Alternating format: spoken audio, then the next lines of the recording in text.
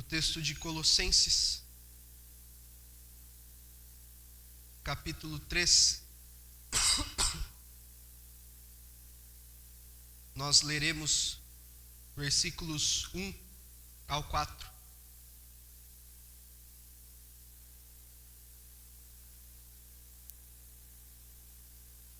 Colossenses 3, do 1 ao 4. Peço que os irmãos me acompanhem em voz audível nessa leitura. Então todos leremos juntos esse texto. Colossenses 3, 1 a 4. Leiamos. Portanto, se fostes ressuscitados juntamente com Cristo, buscai as coisas lá do alto, onde Cristo vive, assentado à direita de Deus. Pensai nas coisas lá do alto, não nas que são aqui da terra, porque morrestes e a vossa vida está oculta juntamente com Cristo em Deus. Quando Cristo, que é a nossa vida, se manifestar, então vós também sereis manifestados com Ele em glória. Oremos. Pai, tua palavra foi lida, será exposta, que possamos estar atentos para aprender mais de ti, para conhecer mais a tua palavra. Que o Senhor venha nos transformar, que o Senhor venha nos moldar mais e mais à imagem e semelhança de Cristo. E é no nome dele que nós oramos. Amém. Irmãos, em sua epístola, em sua carta aos Colossenses, Paulo está rebatendo uma heresia que estava começando a tomar forma naquela cidade. Paulo, se nós olharmos o capítulo 2, versículo 1, Paulo diz que ele não tinha visto os irmãos daquela cidade, da cidade de Colosso, pessoalmente. Paulo nunca esteve naquela cidade. O que pode ter acontecido para Paulo mandar uma carta para essa cidade? Um homem, se não me engano, se não me falha a memória agora, Onésimo,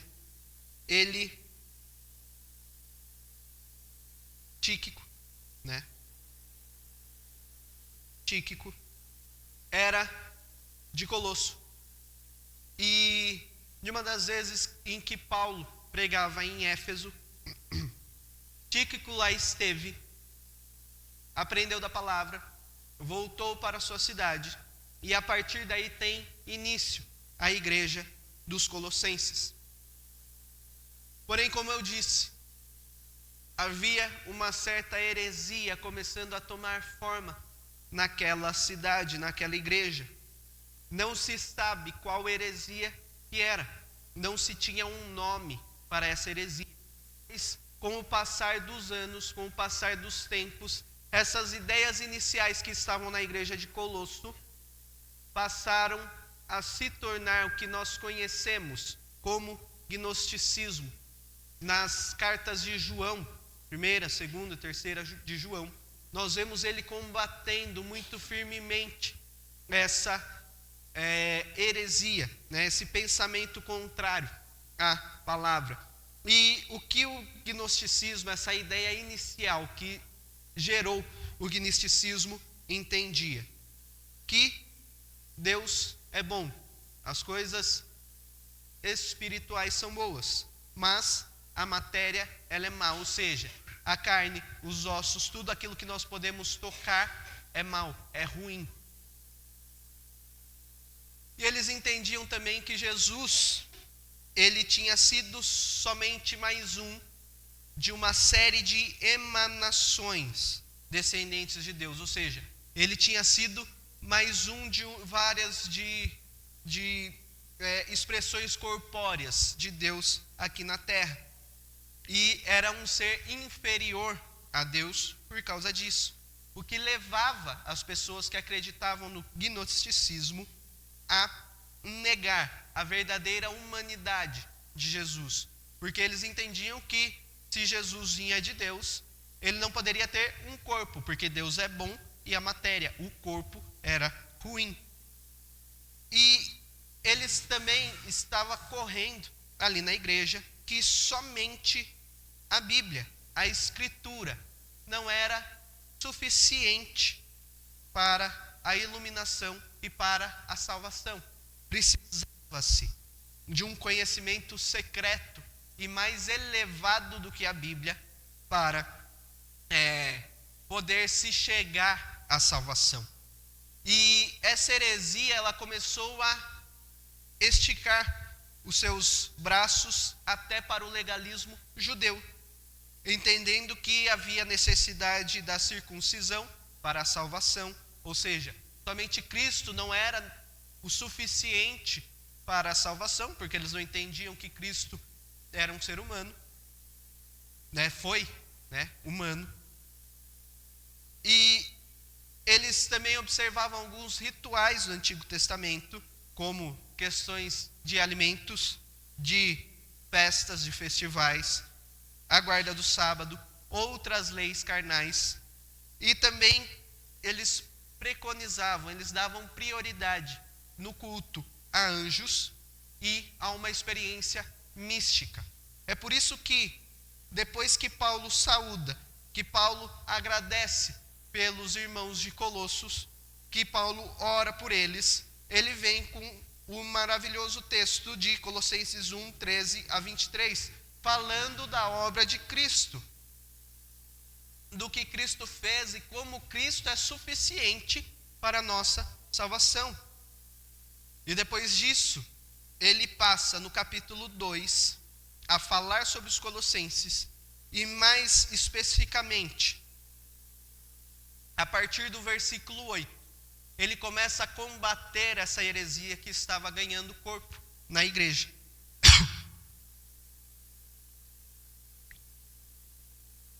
Então, ele começa dizendo: cuidado que ninguém vos venha enredar com sua filosofia e vãs sutilezas.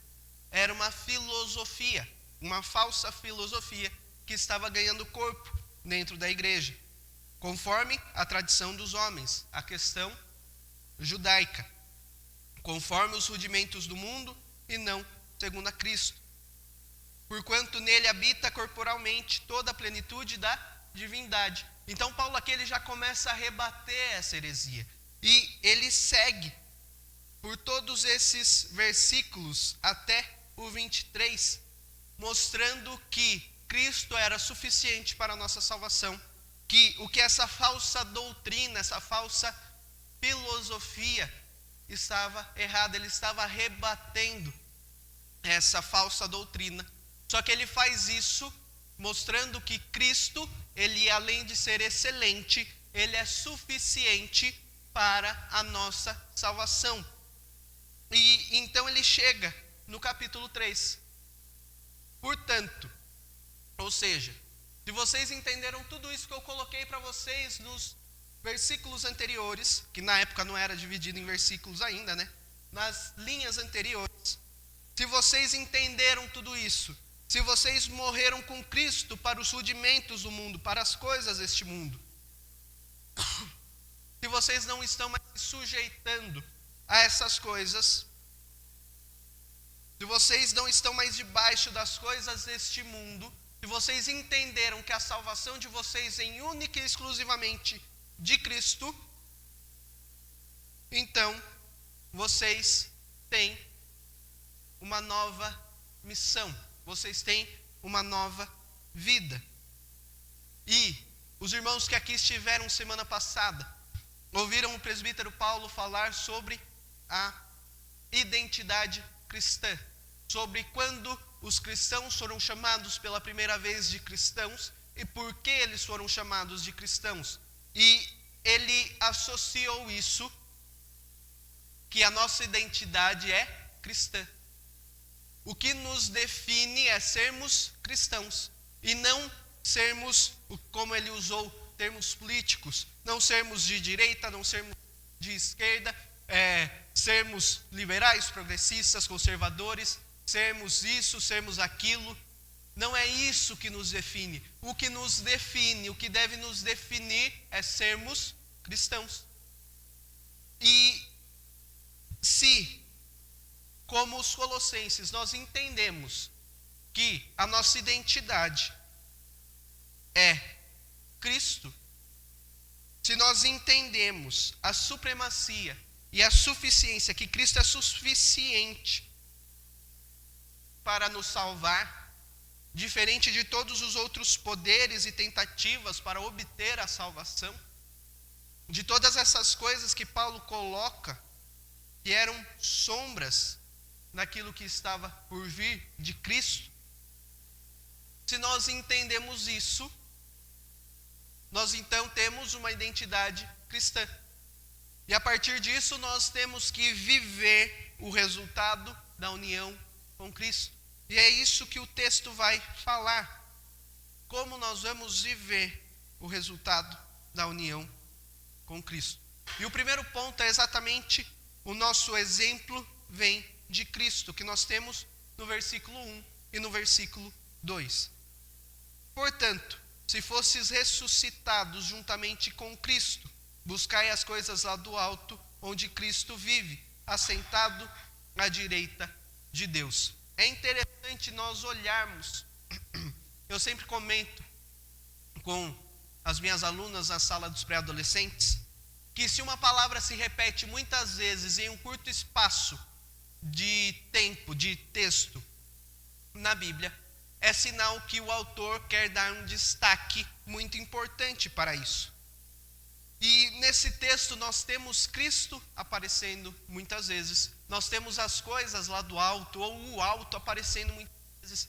Então Paulo aqui ele está mostrando que a nossa visão, a nossa vida, ela não deve estar mais voltada buscando as coisas aqui da terra, mas as coisas do alto, as coisas que estão no alto onde Cristo vive. Ou seja, coisas superiores às coisas aqui da terra. E ele começa dizendo que se nós somos unidos com Cristo na sua morte, versículo 20 do capítulo 2, se morresses com Cristo para os rudimentos do mundo, e no capítulo 1, no versículo 1 do capítulo 3, ele diz, se fostes ressuscitados. Então Paulo aqui ele vem falar, se você morreu com Cristo, se você ressuscitou com Cristo, se você está unido com Cristo na morte e na ressurreição, a sua maneira de viver, ela deve refletir isso, ela deve mostrar isso. Isso não deve estar somente na teoria, deve ser colocado na prática. Então nós devemos buscar as coisas lá do alto, porque é onde Cristo vive. Se o nosso exemplo é Cristo, nós devemos buscar a Cristo. Se nós queremos aprender uma habilidade nova, nós queremos aprender algo novo, com quem que nós vamos aprender isso? Com quem já conhece do assunto. Então, se nós devemos aprender a viver como Cristo, nós devemos olhar para Cristo. Nós devemos buscar onde Cristo está. E ele está assentado à direita de Deus. Essa é uma afirmação de exultação no Novo Testamento. Mostra a vitória de Cristo sobre a morte, sobre o pecado, sobre todas as coisas. Mostra que Cristo ressuscitou e subiu aos céus. Isso mostra que é possível a nossa salvação, que a nossa salvação realmente é real. E também nos mostra que se Cristo vive no céu, e nós devemos olhar, buscar as coisas lá do céu, Cristo vive no céu, ele está assentado à direita de Deus, então Deus também está nos céus. Então mostra essa igualdade de quem nós devemos buscar. Se nós adoramos a Deus, nós devemos buscar a Cristo, que está junto com Deus, está assentado à direita de Deus. Então Paulo ele já começa mostrando que se nós entendemos a salvação em Cristo Jesus, a morte em Cristo Jesus, a ressurreição de Cristo Jesus, se nós estamos unidos com Ele, nós devemos moldar a nossa maneira de viver com o que Cristo requer de nós. Ele é o nosso alvo, Ele é o nosso objetivo, Ele é o nosso exemplo de vida. Se a Bíblia é a nossa regra de fé e de prática, nosso exemplo, quem colocou a Bíblia em prática enquanto esteve aqui, foi Cristo. E Paulo também, ele coloca uma ordem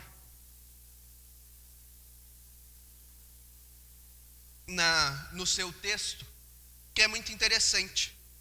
Ele apresenta o comportamento correto do cristão, a maneira correta do cristão viver, seguindo a descrição da redenção de Deus para o seu povo. Então ele segue a mesma ordem que Deus seguiu para salvar o seu povo. Primeiro, o povo morre com Cristo, versículo 3. Porque morrestes e a vossa vida está oculta com Cristo. Versículo 4. O povo estará com Cristo no seu retorno. Quando Cristo, que é a nossa vida, se manifestar, o povo estará no seu retorno. Então, morremos com Cristo, retornaremos com Cristo, e isso nos leva ao versículo 9 e ao versículo 10. E vos revestistes, o versículo 9, vos despistes do velho homem. Ou seja, se você morreu com Cristo para as coisas deste mundo, você se despiu, você tira as coisas do velho homem, você tira as coisas do velho mundo, do velho homem, e se você ressuscitou, se você retorna com Cristo, no versículo 10, você se reveste do novo homem. Então, se você morreu para as coisas deste mundo, você tira as coisas deste mundo e coloca o novo homem, que tem a Cristo como exemplo. Então nós passamos para o versículo 2, que vem reafirmar que Paulo fala no versículo 1, porém com uma palavra um pouco diferente. Não é mais buscar as coisas lá do alto, porque buscar nos dá a ideia de busca, uma ideia de ação. Então as nossas ações devem refletir as coisas lá do alto, devem buscar as coisas lá do alto, devem mostrar as nossas ações que nós somos cristãos. Pensai nas coisas lá do alto, não nas que são aqui da terra. Então Paulo mostra que não somente as nossas ações devem mostrar a Cristo, mas os nossos pensamentos devem mostrar a Cristo, devem refletir a Cristo. Por isso nossas ações são de coisas lá do alto, os nossos pensamentos são de coisas lá do alto. Além da nossa busca pelas coisas do alto, nós devemos pensar nessas coisas lá do alto. A nova vida com Cristo, ela é regida pelo que Deus nos manda. Ou seja, as coisas lá do alto, que foram reveladas a nós. Não pela maneira que nós queremos viver, que são as coisas aqui da terra. Então, se nós queremos viver tendo Cristo como nosso exemplo, nós devemos olhar para Ele, e não para as coisas aqui da terra, e não para a maneira como nós queremos viver, porque nós já vimos hoje que a maneira que nós queremos viver é o pecado. Nós lemos isso no texto de Romanos. Então, os nossos pensamentos, as nossas afeições, as nossas vontades, elas devem estar direcionadas para o exemplo de Cristo. E é interessante que Paulo coloca isso de uma maneira ativa. Buscai, pensai. Por quê? Porque são decisões, são disposições diárias, onde nós buscamos durante todo o dia obedecer a Deus, seguir o exemplo de Cristo de maneira intencional. Onde, quando nós nos deparamos com uma situação onde nós podemos agir como Cristo, agir como um cristão e agir como alguém que não conhece, nunca conheceu a Cristo, nós intencionalmente buscamos agir como um cristão. No momento que acontece alguma coisa que nos desagrada, quando nós estamos no trânsito e alguém nos fecha, quando nós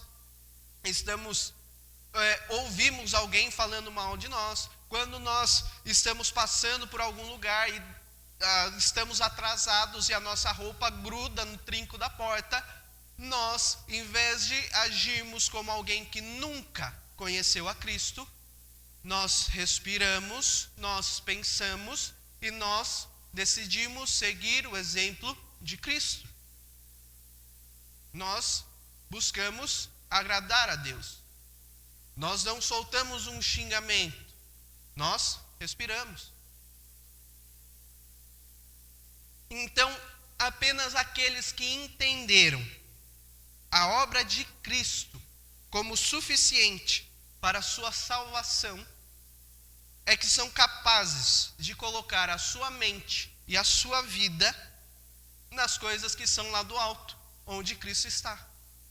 E é por isso que é muito importante Paulo trazer isso para aquele povo na época. Porque aquele povo não estava entendendo Cristo como suficiente para a sua salvação. Então ele vem mostrar, se vocês estão unidos com Cristo, Ele é suficiente. Ele basta para a salvação. E vocês devem viver como Cristo viveu. Vocês devem buscar moldar a sua vida como Cristo viveu. Da maneira que Deus quer de nós. Não é da maneira como nós queremos viver. Isso nos leva para o segundo ponto, que é mortos para o pecado, mas vivos para Cristo. O texto nos diz assim: porque morrestes, e a vossa vida está oculta, juntamente com Cristo, em Deus. Se nós formos olhar, tem uma outra tradução desse texto, que nós usamos a Almeida Revista e Atualizada.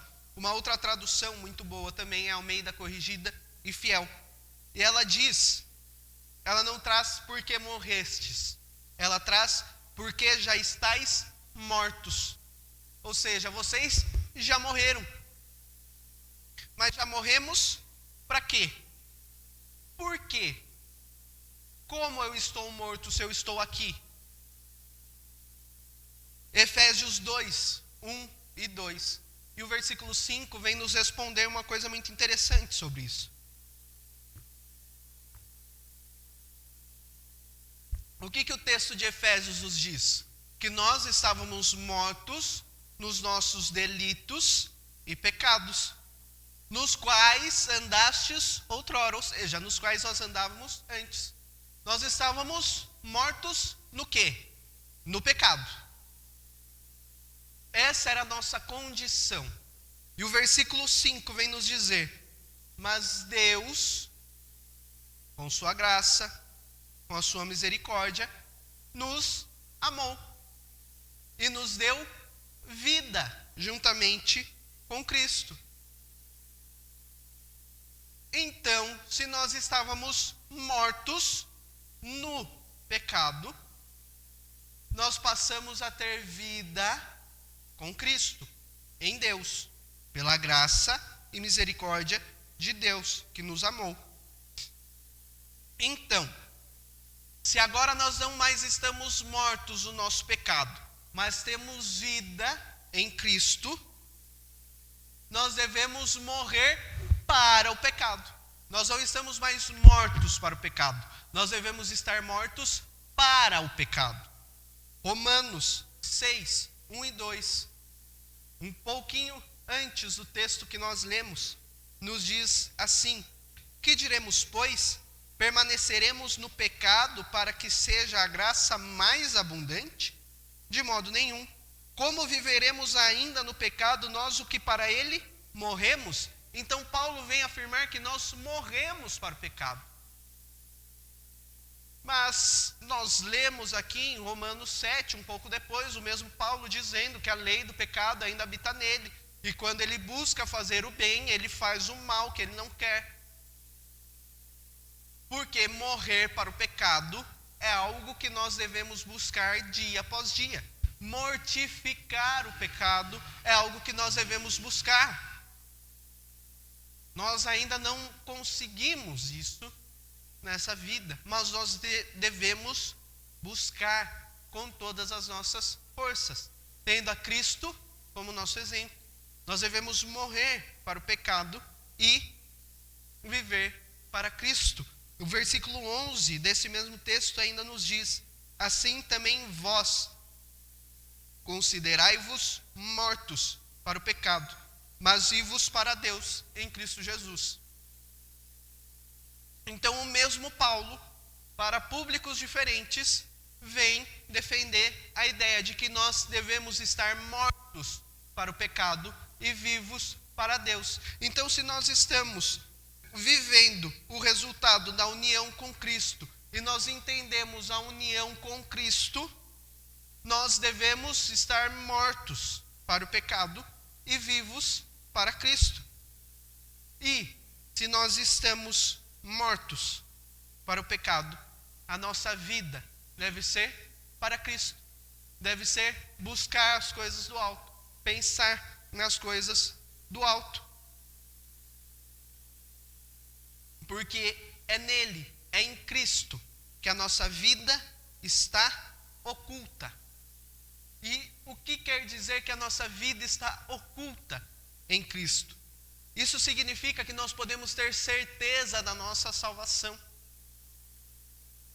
Nós podemos ter certeza de que a entrega de Cristo na cruz, toda a vida de Cristo cumprindo a lei, sem desobedecer a lei, a sua morte, a sua ressurreição, são suficientes para nos salvar, que nós nada podemos fazer para sermos salvos. E, a partir disso, nós entendemos que nós temos segurança, nós temos certeza de que essa nova vida, esse novo homem, esse revestir do novo homem, ele não é em vão. Ele está em Cristo e não pode ser perdido. É por isso que nós devemos olhar, nós devemos buscar, nós devemos pensar nas coisas do alto. Porque se nossa vida está oculta em Cristo, nós morremos para o pecado, nós morremos para as coisas deste mundo, só nos resta um lugar para buscar, que são as coisas do alto. E é para isso que nos leva ao nosso ponto último, o ponto final da união com Cristo, a linha de chegada da nossa união com Cristo. Imagina que você está em uma viagem de ônibus e você sai do primeiro ponto, que é a união com Cristo, e o destino final, o ponto final, é a união perfeita com Cristo, a união na glória eterna com Cristo.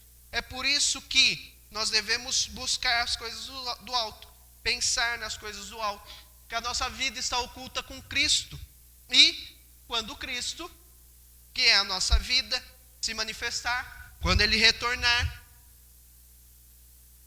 então vós também sereis manifestados com Ele em glória.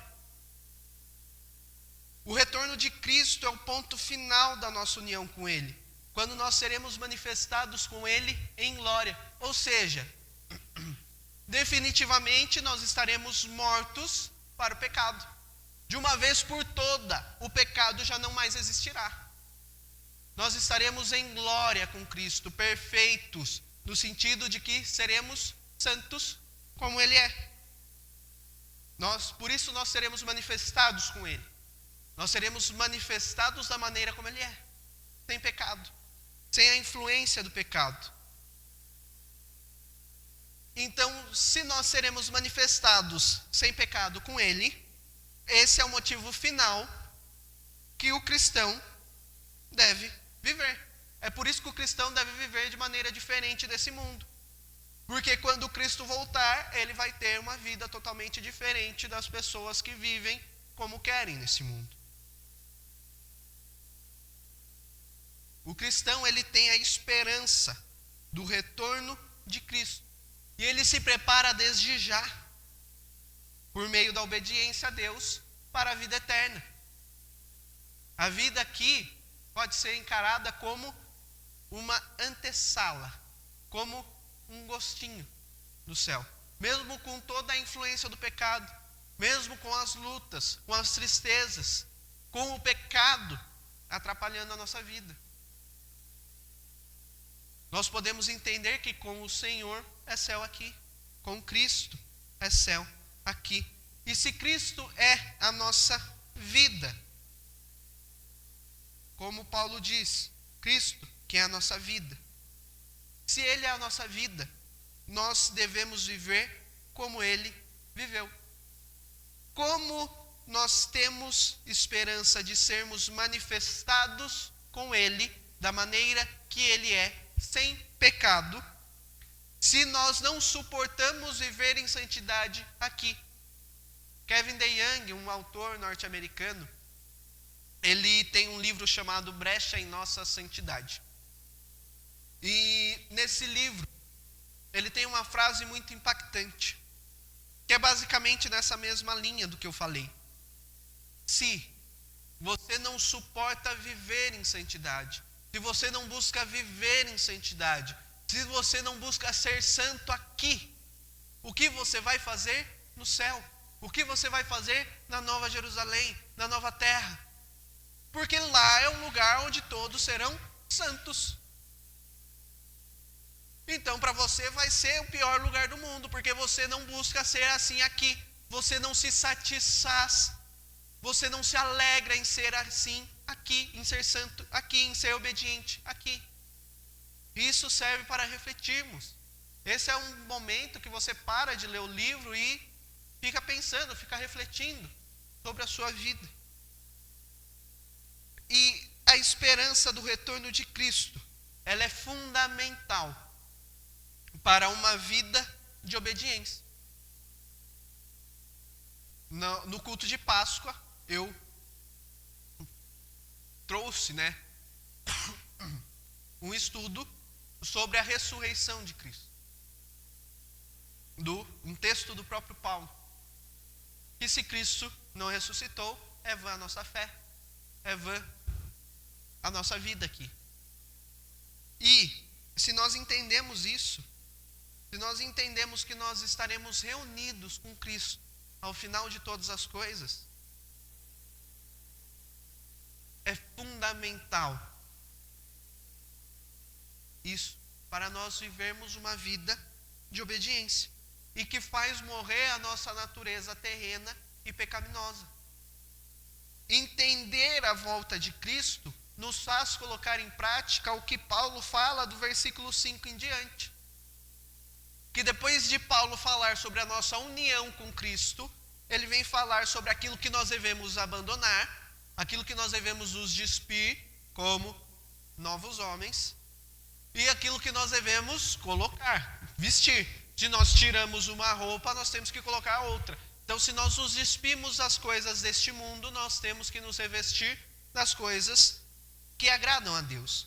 Então ele continua: fazei, pois, morrer a vossa natureza terrena. E ele faz uma lista sobre isso: prostituição, impureza, paixão lasciva, desejo maligno e avareza, que é a idolatria. Porque por essas coisas é que vem a ira de Deus sobre os filhos da desobediência. Se você está unido com Cristo, Cristo já levou essa ira de Deus sobre ele na cruz. Então você tem que abandonar essas coisas. Nessas mesmas coisas andastes vós também, no outro tempo, quando vivieis nelas. Parece que nós já vimos algo parecido com isso hoje, no texto de Efésios. Agora, porém, despojai-vos igualmente de tudo isto. E ele vem com mais uma lista. Se prostituição, impureza, paixão lasciva, desejo maligno, avareza são ações, são atitudes que muitas vezes nós temos, são sentimentos. ele vem com mais atitudes, com mais ações que nós, se seguimos o exemplo de Cristo, temos que abandonar. Despojai-vos igualmente de tudo isso: ira, indignação, maldade, maledicência, linguagem obscena do vosso falar. Não mintais uns aos outros, uma vez que vos despistes do velho homem com o seu seito. Então, se você se uniu com Cristo, se você está buscando se despojar das coisas deste mundo, você tem que abandonar todas essas coisas. Você tem que deixar todas essas coisas para trás. E vos revestistes do novo homem, que se refaz para o pleno conhecimento, segundo a imagem daquele que o criou. Ou seja, o novo homem que se refaz, ou seja, que dia após dia ele está buscando conhecimento, ele está lendo a palavra, ele está tendo uma vida com Deus. Para quê? Segundo o quê? A imagem daquele que o criou. Ou seja, segundo a imagem de Deus que nos criou. Segundo a imagem de Cristo. O exemplo de Cristo. No qual não pode haver grego, nem judeu, circuncisão, nem incircuncisão, bárbaro, cita, escravo, livre. Porém, Cristo é tudo em todos. Ou seja, não importa como você é, não importa quem você é, o quanto de dinheiro você tem no banco, o que você fez. Cristo é tudo em todos aqueles que estão unidos com Ele. Mas, não importa o que você fez, desde que você esteja unido com Cristo. Você abandone aquilo que você fez e busque uma nova vida em Cristo. Então Paulo vem. Se você deve se despojar de tudo isso, se tirar essas coisas de você, então, o que você tem que fazer? Revesti-vos, pois, versículo 12, como eleitos de Deus, santos e amados, de ternos afetos de misericórdia, de bondade, de humildade, de mansidão, de longanimidade, suportai-vos uns aos outros, perdoai-vos mutualmente, caso alguém tenha motivo de queixa contra outro. Assim como o Senhor vos perdoou, assim também perdoai vós. Acima de tudo isto, porém, esteja o amor, que é o vínculo da perfeição. Ou seja, você tira a ira, indignação, maldade, maledicência, linguagem obscena do vosso falar, a mentira uns aos outros, e você passa a ter afetos de misericórdia, de bondade, de humildade, de mansidão, de longanimidade, suporta um ao outro, perdoa um ao outro, tendo o amor de Deus em Cristo Jesus, com que Ele nos amou, com que Ele nos perdoou. É isso que guia as nossas atitudes. E ele continua: seja a paz de Cristo árbitro em vosso coração, a qual também fostes chamados em um só corpo, e sede agradecidos. Ou seja, a paz de Cristo deve reinar no nosso coração. A certeza da salvação em Cristo deve guiar a nossa vida. E nós devemos ser agradecidos a Deus, porque Ele nos salvou, porque Ele nos dá tudo o que nós temos. Habite ricamente em vós a palavra de Cristo. Ou seja, a palavra de Deus tem que habitar ricamente em nós. Instruí-vos e aconselhai-vos mutuamente em toda sabedoria. Nós devemos ser instrumentos de Deus na vida dos nossos irmãos, para fazer com que os nossos irmãos sejam moldados à imagem de Cristo. Sigam o exemplo de Cristo.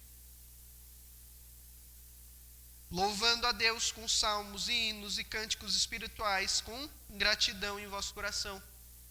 Sempre que, se você for reparar, sempre que Paulo fala sobre a atitude do cristão, sobre o cristão louvar a Deus, ele sempre coloca a atitude de gratidão. Ele sempre coloca o agradecer, a ação de graça do cristão. Então, no versículo 16, nós vemos outra coisa que está no livro Brecha em Nossa Santidade. 4 maneiras que Deus dá para fazer o seu povo crescer em santidade. Leitura da Bíblia é a primeira. habite ricamente em vós a palavra de Cristo. Oração é a segunda. São meios que Deus dá para o seu povo crescer em santidade.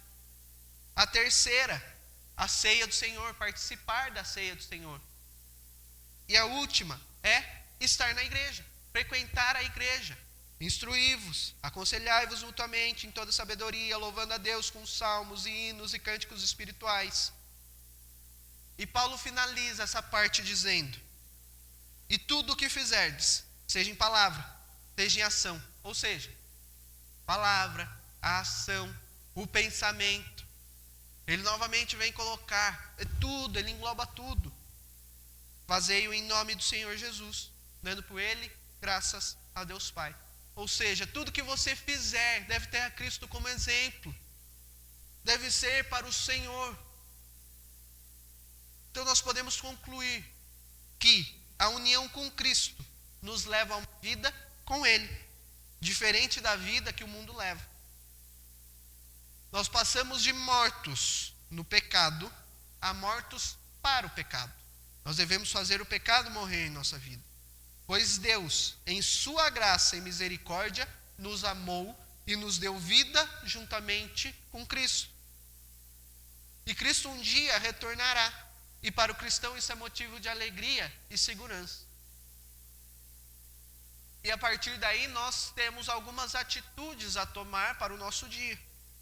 Nós devemos buscar e pensar nas coisas lá do alto, subordinando, colocando debaixo de Cristo toda a nossa vida, todas as áreas da nossa vida. O estar na igreja, o relacionamento com a nossa família, os nossos relacionamentos fora da igreja, o nosso trabalho, os nossos hobbies, tudo deve estar subordinado a Cristo. Tudo deve ser feito em nome do Senhor Jesus. Mate o pecado dia após dia, pois só assim você conseguirá viver para Cristo. Se você não matar o pecado dia após dia, você não vai viver para Cristo, você vai viver para o pecado. Se você não está matando o pecado, você ainda não entendeu o que é a união com Cristo. E pode ser que você ainda esteja morto nele, no pecado, e precise conhecer a graça e a misericórdia de Deus para ser salvo. Então tome cuidado, irmão. Você ainda está vivendo para o pecado. Você ainda não está matando o pecado com todas as suas forças. Pode ser que você ainda não tenha entendido a graça e a misericórdia de Deus para a sua salvação. E por fim, Cristo um dia retornará. Isso te conforta ou isso te assusta? A união com Ele na glória deve nos fazer viver aqui para Ele. Pai, nós te agradecemos pela Tua palavra, Deus. Te agradecemos pela salvação em Cristo Jesus e que nós podemos ter a Ele como exemplo nas nossas vidas. Nós te agradecemos porque nós estamos mortos para o pecado e podemos viver para Cristo. E que um dia Cristo retornará e nós seremos manifestos com Ele em glória, sem mais a influência do pecado, Pai. Ajuda-nos, ó Deus, a viver o resultado da nossa união com Cristo, a colocar em prática a nossa identidade cristã dia após dia. Porque se somos chamados cristãos, ó Pai, nós devemos ter a Cristo como nosso exemplo. Nós devemos mostrar a este mundo, Deus, que Cristo é o nosso guia, é o nosso exemplo, é aquele a quem nós buscamos imitar. Ajuda-nos nisso, fortalece-nos nisso, ó Deus, e cuida de cada um aqui, dá-nos uma boa semana, uma boa noite de sono, e que possamos, ó Deus, ao longo dessa semana, honrar e glorificar o Teu nome. Despede cada um em paz para as suas casas e para as suas famílias. É em nome e por amor de Cristo Jesus que nós oramos. Amém. Irmãos, esse foi o nosso culto dessa noite. O pastor está de férias, tirou alguns dias de férias agora no meio do ano. Este domingo e o próximo ele estará de férias. No último domingo do mês ele já estará aqui novamente pregando. Nossas programações seguem normais durante a semana. Nossa estudo bíblico, todas as quartas-feiras, 7h30. Reunião de oração às 7h30 na sexta-feira. Libras está em recesso neste mês de julho. Domingo de manhã, nossa escola bíblica dominical, 9h30, culto às 7h30. E aguardo os irmãos ali na porta para cumprimentar um por um. E tem o café lá embaixo, nosso chazinho, que já está virando de praxe na nossa igreja, para nós podermos conversar, podermos instruir, aconselhar, suportar, perdoar uns aos outros neste momento. E também nos esquentar, tomar alguma coisa mais quente nesse frio ajuda. Então, uma boa semana aos irmãos, que Deus abençoe a cada um. Eu estarei ali na porta cumprimentando os irmãos.